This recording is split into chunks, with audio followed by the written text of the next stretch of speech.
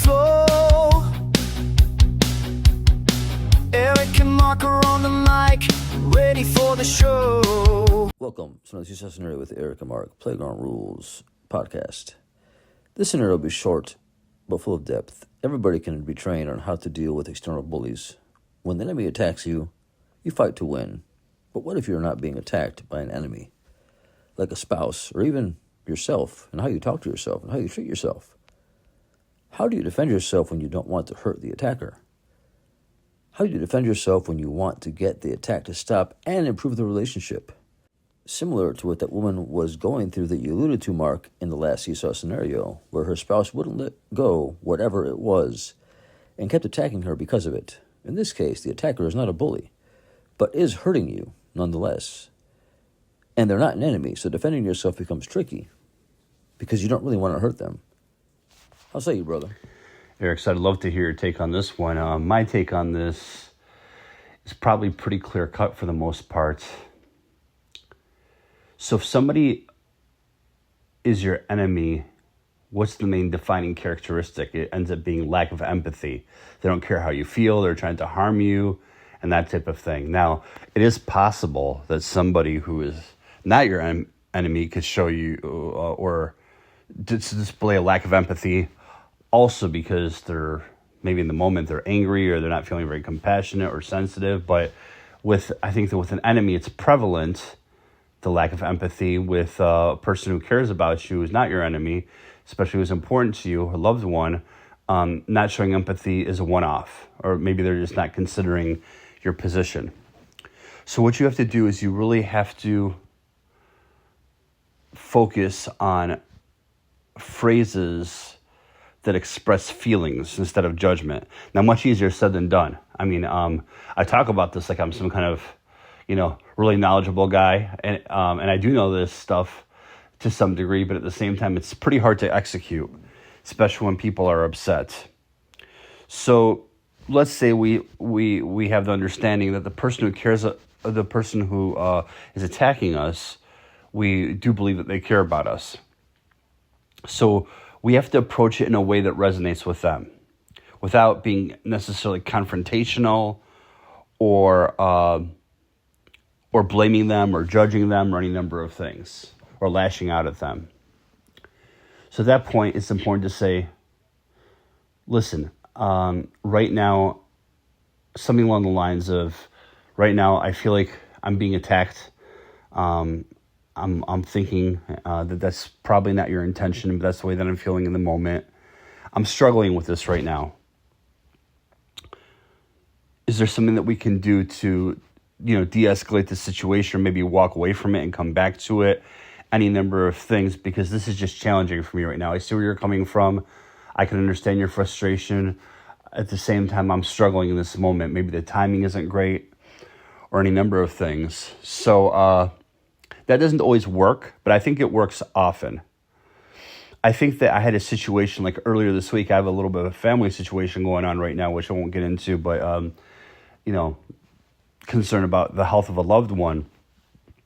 And somebody who I was talking to, another loved one, I felt was being really kind of hard on me. Just kind of like, kind of giving me a hard time about stuff, or maybe being a little bit critical, or maybe a little bit too assertive.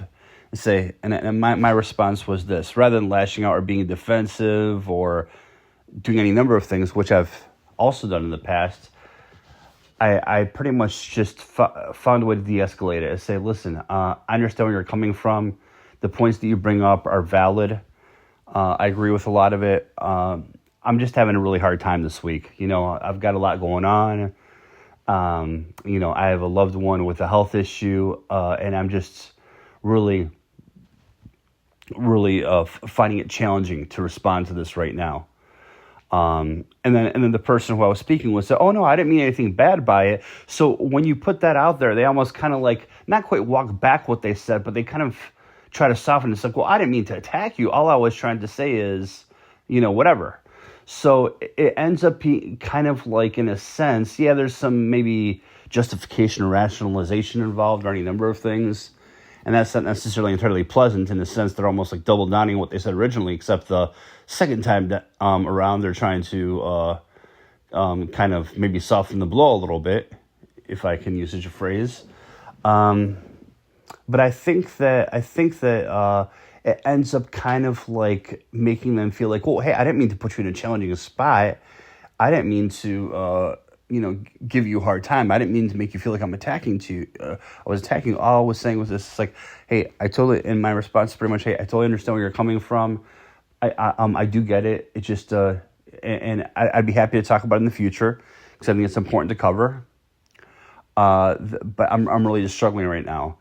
And I would prefer, if we just kind of picked a different time to discuss this. Now, let's say they're more harsh than that, right? Let's say that they're not as understanding or they're not as flexible, saying, oh, yeah, sure, we'll talk about it some other time, no problem. What if they really are, attacking you, outright, just really keep on coming at you? And they could come back with something like, oh, well, now it's never a good time to talk. Whenever is a good time with you. And, that person could have said to me, which they didn't.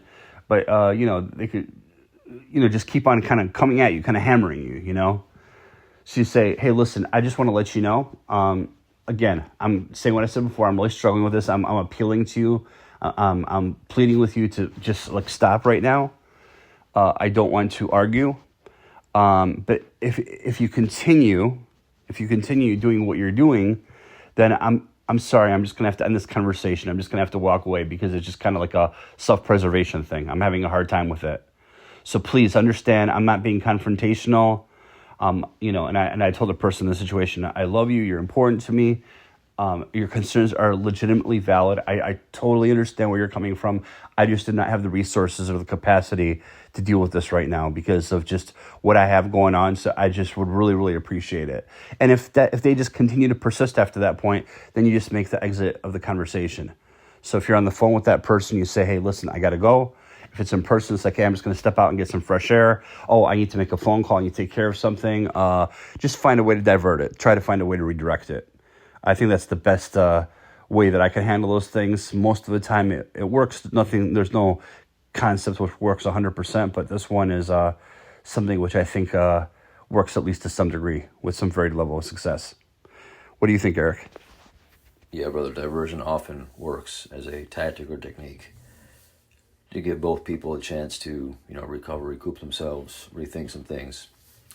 I've heard it once said that a big problem occurs when people party to a conflict are on either side of the conflict, trying to pull their own direction. And this person has suggested that rather than taking that approach, a better, more productive approach is food for thought, is that both parties get on the same side and decide together to conquer the problem versus trying to be right over the problem on one side or the other. They both get together and say, how can we conquer this issue that's in front of us as a team? Possibly in doing that, you can get the other party who is once attacking you like an enemy to join you in dissolving and conquering the problem as an ally. So in sum, we are supposed to love our wife like Christ loves the church, which is a patient, sacrificial love, and the wife is supposed to honor and follow the husband like the church does with Christ. The dilemma existing is that Christ has never let the church down, but man often has. A husband is supposed to lead their family, but oftentimes incurs difficulty with another reality that states nobody is a prophet in their own land, making it difficult to be taken seriously, especially because many fathers as humans don't have a perfect track record. Our grateful reality is ambition without results leads to loss of credibility, and that hurts the ability of a father/husband to rally the troops. As trust is lost, the other party of the conflict begins attacking the efforts of the husband, and this presents a difficult reality because the husband has to be intentional and construe his response in a way that edifies, not destroys. This is difficult when metaphoric strikes are being launched at his face and gut. In that case, we divert, as Mark suggested, maybe to adopting the frame of mind that person proposed of both husband and wife deciding to tackle the problem as a team versus attacking each other to be right. Look forward to hearing what the public thinks and what helpful truth they have discovered.